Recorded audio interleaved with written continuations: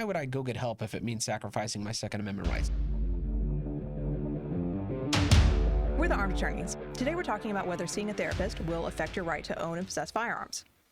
Stick around to the end. We're going to talk about how you can connect with some 2A friendly health professionals. And before we get started, show your support for the Second Amendment by hitting the like button. And I think first we'll start out by saying this is not a discussion on red flag sort of mental health issues, right? This is purchase possess discussion, right? Yes. I mean, for purposes of this discussion, we're talking about 18 USC 922 G4, or, also on the ATF form 4473. That's question 21F. And what we're talking about is, have you been adjudicated as a mental defective or been committed to a mental institution? That's what that question is asking. And so we have some guidance from the ATF, their interpretation of what adjudication means under 27 CFR 478.11. Adjudication is defined as a determination by a court, board, commission, or other lawful authority that a person is, as a result of marked subnormal intelligence or mental illness, incompetency, condition, or disease, is a danger to himself or others, or lacks the mental capability to contract or manage his own affairs. And this includes a finding of insanity or incompetency in a criminal case. And so when we talk to these people, they say, hey, I go to a therapist, or I go to a doctor and I have general anxiety, or I have depression, or I have PTSD. That's really not what this law is talking about. No. When we're talking about I've been diagnosed, I'm maybe medicated for it, that's not what we're addressing here.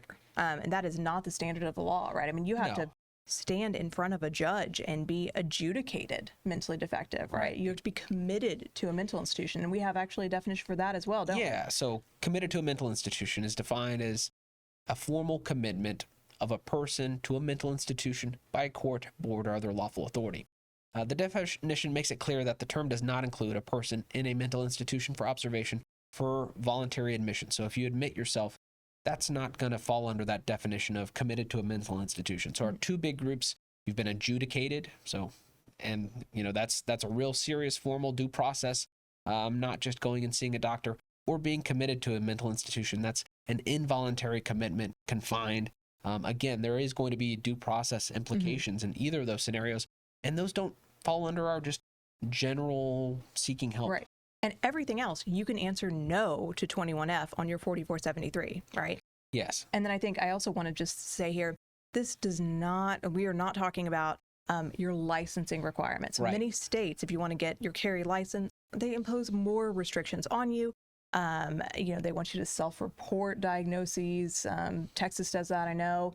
But, I'll also say about that, the HIPAA laws make your privacy when it comes to your medical treatment really difficult for the government to undo and to dig into. So self-report is generally the best they're going to do when it comes to things like seeing a therapist, being medicated for depression or anxiety. Yeah, so to summarize, if there hasn't been an adjudication, if the person hasn't been committed to a mental institution, if it's just a diagnosis, they're going to be answering no on that ATF form 4473, question 21F, because they're not falling into that category. But that brings us to our attorney pro tip of the day of how to connect with some 2A friendly health professionals. And what is that, Emily? And we are not affiliated in any way. 2adoc.com. They are a really great service. They screen doctors for their feelings on the Second Amendment. And so you can go find doctors that are pro 2A.